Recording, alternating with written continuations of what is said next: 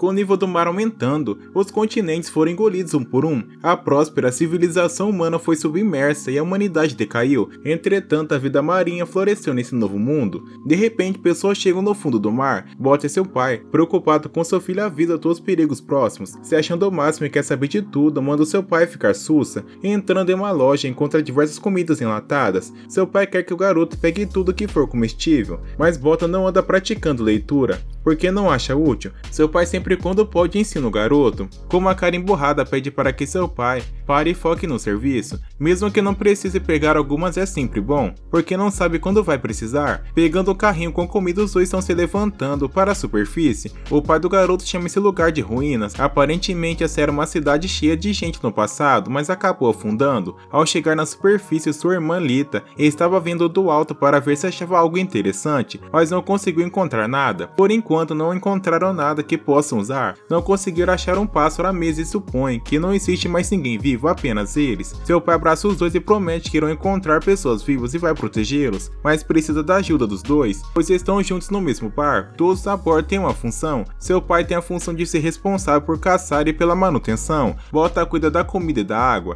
Lita cuida da roupa suja e da limpeza. Exploração da ruína sempre é o trabalho de seu pai. Desde o ano passado permitiu que seu filho fosse junto dele caçar um pouco perto da superfície, e recentemente ele deixou entrar nas ruínas. É assim que consegue tudo o que precisam dentro do mar. Inspecionar as coisas estranhas que eles acham no mar é uma forma divertida de passar o tempo, mas tem um horário que todos têm que respeitar e é a noite, horário que os monstros reservam para atacar. Seu pai não soltou até que os monstros saíssem de perto, depois de bater diversas vezes. Enfim, desistiram e foram embora. Seu pai conta uma história sobre o passado. Arpoadores eram guerreiros que lutavam contra os monstros marinhos para proteger as suas cidades, mas ele também era, até mostra a tatuagem de um aporador. Bota pergunta o que são esses pontos estranhos. Seu pai fala que é uma estrela. Por conta de nunca terem saído durante a noite, não sabe dizer o que significa. Explica para seus filhos que é algo muito brilhante e bonito que as pessoas usam para não se perderem. O desejo de seu pai mostrar para seus filhos as estrelas. No dia seguinte, todos eles viram como ficara a situação do barco e suas comidas foram todas devoradas. Mas isso não importava e apenas seus filhos estarem bem já era o suficiente. E tudo isso será arrumado em até uma semana, já que as peças estão acabando. Bota pede para ir até o fundo do mar para pegar mais suplementos, porém seu pai não permite, por conta de ser muito perigoso mesmo que tenha ido lá no dia passado. Bota se revolta e fala que é velho o suficiente para fazer o que quiser. Essa regra é para manter toda a família em segurança. Bota ainda está revoltado com o jeito que é tratado.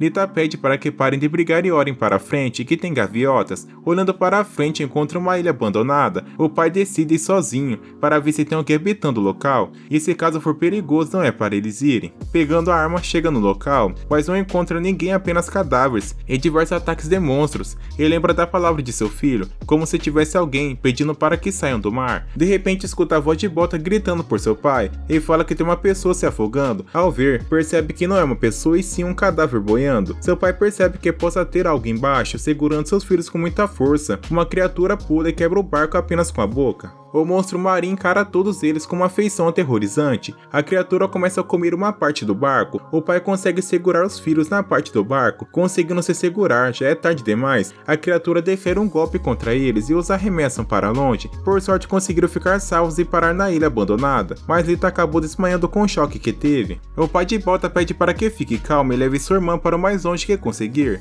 Tentando tirar o ferro que encontrou na sua barriga, a criatura surge o encarando. Homem pensa que há algo de errado, por conta da fera está saindo na luz do dia, porém, ao virar sua cabeça encontra Bota correndo com sua irmã no colo. O monstro defere uma rapada contra Bota, mesmo tentando correr. A criatura não desiste e tenta comer as duas crianças. Conseguindo entrar na casa abandonada, a fera comeu uma parte da porta e deu uma rabada em direção aos dois, calando a própria boca para ficar quieto e não fazer nenhum tipo de barulho. A criatura errou o golpe, tentando correr, a fera não desiste e continua atacando. Rolando para baixo de um altar, a fera decidiu ir embora. Ao ver seu pai com uma aparência bem diferente, fica assustado e sem saber o que fazer. O rosto de seu pai começa a ficar desfigurado. A fera leva a Bota e a pega para si. Seu pai conseguiu voltar e tirar o ferro de dentro da sua barriga e cortar a fera, tornando toda aquela coisa ruim de dentro. Grita bem alto para que jamais toque em seu filho. Homem fica assustado porque nunca viu o Leviatã tão grande assim na sua vida. Mesmo assim não desiste e para proteger seus filhos irá fazer de tudo. Se amarrando na corda, arrebenta e foi para o alto e ficou pendurado para ter a visão da fera. Como já tinha esse plano plano em mente. O ferro quebrou e ficou na boca da criatura, porém, o ferro acabou partindo no meio. O dente da criatura entrou no peito de seu pai. Na mente de seu pai veio as melhores memórias com seus filhos e pediu apenas uma coisa para Bota: que cuide de sua irmã. E explode o monstro consigo dentro. Com os olhos cheios de lágrimas, começa a gritar por seu pai que não irá voltar mais. Bota tem um pesadelo aterrorizante no barco com sua irmã, pergunta onde está seu pai, porém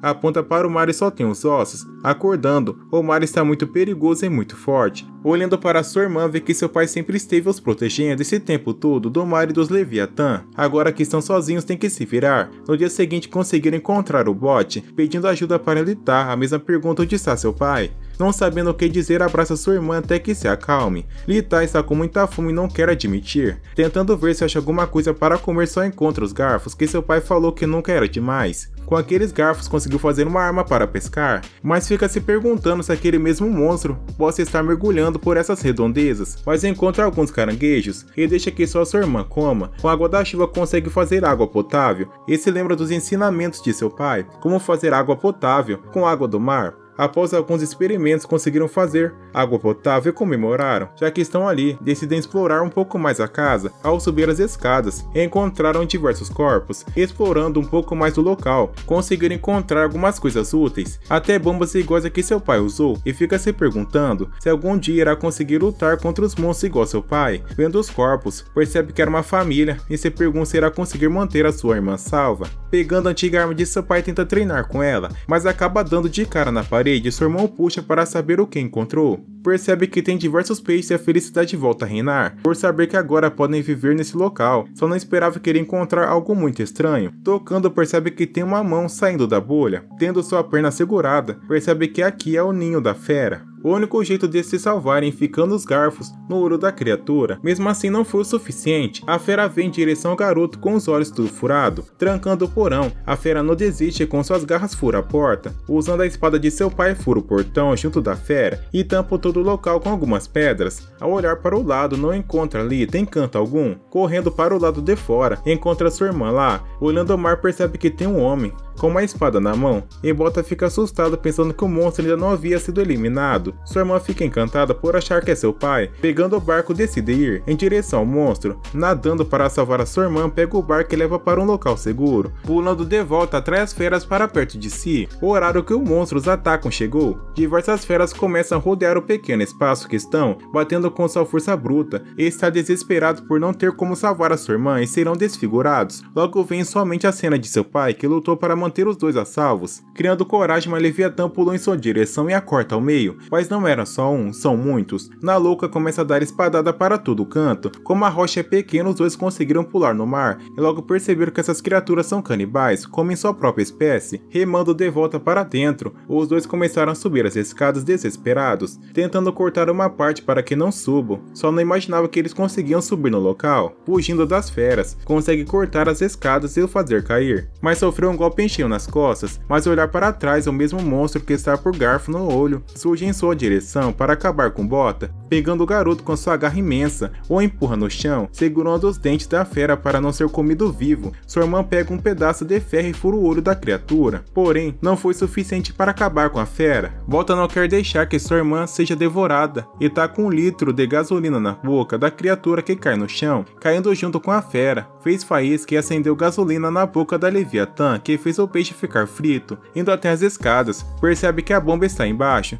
subindo o mais rápido que pode. O local foi aos ares e os dois foram juntos, mas caíram no mar, e os monstros que estavam nos ovos foram mortos com o impacto das pedras, e junto com sua irmã, segurou nas pedras e agradece por ainda estarem vivos. Pensando que estava tudo bem, não, ainda tinha mais. Os Leviatã ainda estavam com sangue no olho e começam a subir no pequeno local que tem para ficar em pé, tentando combatê-las. Não é o suficiente, a fera pega sua espada com a boca, pedindo misericórdia. Uma garota apareceu para salvá-los. Essa garota defere tiros e arpões contra a criatura. Bota protege a sua irmã Buzan para que o tiro não acerte nela. Observando de longe, parece que o tiro não acaba mais, mas a criatura não está nem aí e continua avançando. O garoto consegue desviar do Leviatã e corta essa aberração, mas não foi o suficiente, levando sua mão gigantesca para atingir o garoto. A mulher volta e atira arpões contra as feras, que o derruba com muita facilidade. Com a pausa para tirar foto, Bota grita que tem uma criatura nas suas costas que consegue desviar, mas sofre um ferimento e começa a pingar sangue. Irritada com a situação, puxa as espadas, mas ao sentir o cheiro de sangue, as feras vêm em sua direção, em toda a velocidade. Pegando as espadas na mão, começa a surfar e ir de encontro com as criaturas. Tendo uma faca afiada, parte a fera ao meio e cria um redemoinho. Mesmo sem perceber, tem diversos cortes na cara da fera e um piscar de olhos caiu em pedaços, deixando as coisas mortas para lá. Decide ir em direção às três criaturas. Com uma bela dança de espadas, defere diversos golpes contra a fera. Como um filme de terror, fez todos esses monstros virarem picadinho. Bota fica impressionado com a extrema força da garota. Quando mais elimina, mais criaturas aparecem e mesmo assim não desiste. Continua cortando as criaturas com suas espadas. É tanta criatura que vai escama para todo lado. As criaturas ficam impressionadas com tal agilidade e força, tanto que começam a ficar com medo. Não deixando os monstros escaparem, fez uma bela dança de espadas e corta todos. Os monstros estão começando a ficar abalados. Mesmo com a corda no pescoço, eles ainda querem comer Bota e Lita. Pulando da prancha, cai no barco e com um ataque mortal destrói as criaturas. Com tantas vítimas, o mar ficou repleto de cadáveres e sangue. Mesmo sendo salvos, ficou em dúvidas por não saber se é uma pessoa boa ou má. Vendo que ela está repleto de cadáveres, ela diz suas primeiras palavras, que tiveram muita sorte de achar uma alpoadora no meio do mar. Logo se lembra da frase de seu pai, que são guerreiros que lutam contra as feras. Ela se apresenta como Kaná e faz parte da União Buzan. De repente um barco surge em sua direção, porém não parece ser um barco comum e sim uma ilha. Mas um barco subterrâneo surge, um garoto chamado de Bruno surge. Logo em seguida todos seus amigos surgem e pessoas começam a aparecer no barco. Lita e Bota se emociona e começa a gritar por seu pai, e as pessoas mandam barcos para coletar o que sobrou das feras. Dr. Foyd foi até lá embaixo para ver como estão as coisas, encontrou apenas Leviatãs mortas e ficou triste por não ter deixado nenhuma para ele eliminar. Esses monstros não tiveram nenhum pingo de sorte. Se caso tivessem encontrado todos os outros escapadores teriam problemas, mas por encontrarem logo Kana, o buraco foi mais embaixo, olhando bem o fundo do mar. Encontraram uma Kentran, todos ficam assustados e se perguntam como foi parar ali, toda despedaçada, por conta de ser um dos demônios dos sete mares. De repente um homem aparece para fazer algumas perguntas a eles. Surpreso por estarem 10 anos sozinhos no barco, o homem entendeu mal e Boca explica que esse tempo todo teve com seu pai, mas acabou falecendo para aquela criatura. O homem sente muito e se apresenta como Kiho-Lee, do centro de refugiados, e a partir de hoje vai tomar conta dos dois. O homem fica surpreso porque é a primeira vez que vê arpoadores também. Eles são as pessoas responsáveis de proteger a todos dos monstros marinhos. Bota fica impressionado porque agora tem certeza que seu pai estava falando a verdade esse tempo todo e vê as tatuagens no braço de todos. Kiho explica que as pessoas marcam em seu corpo o tanto de monstro marinho que derrotou. Kana atualmente tem 3 estrelas, cada estrela representa 100 monstros, e seu pai tinha 6 estrelas. Kana explica para seu colega que esse monstro, Escuton, comeu todas as pessoas que vêm em sua direção, e todos os arpadores tiveram que sair para matá-lo. Kana fala que Escuton não foi morto por pessoas, além de ter comido todos e foi embora sozinho depois que estava cheio. Seu amigo não acredita e pergunta se acredita em conto de fadas. Kana responde que isso não é um conto de fadas e sim uma verdade. Kana lembra da vez que presenciou essa criatura e foi uma cena horrível. Viu esse mesmo monstro comer diversas pessoas, e a única coisa que importa a eles é devorar todos que vêm pela frente. A cena volta para Bota e Kiho, que dá boas-vindas à Unibuzan. Kiho irá achar um lugar temporário para os dois, mas não pode descumprir a regra do local. Se caso fizer alguma coisa de errado, serão expulsos imediatamente. Kiho vê a situação das duas crianças e decide comprar sapatos para ambos se vestirem. Ao entrar de fato no local, percebem que é enorme e tem muitas pessoas. Ao chegar na loja que vende sapato, o preço subiu muito. Procurando em suas coisas para saber se tem algo de valor, encontra uma garrafa de uísque. O homem quer passar a perna nos dois e oferece 2 sapatos, mas Kiho avisa para todo mundo que tem um uísque entrou em um leilão, e os dois saíram com bastante coisa do local. Se caso soubessem que valiam tanto, não teria jogado o restante fora. Kiho dá uma última dica antes de sair do seu expediente. Nesse local, a única coisa que podem confiar em dinheiro é apresentar aos dois a sua nova casa temporária.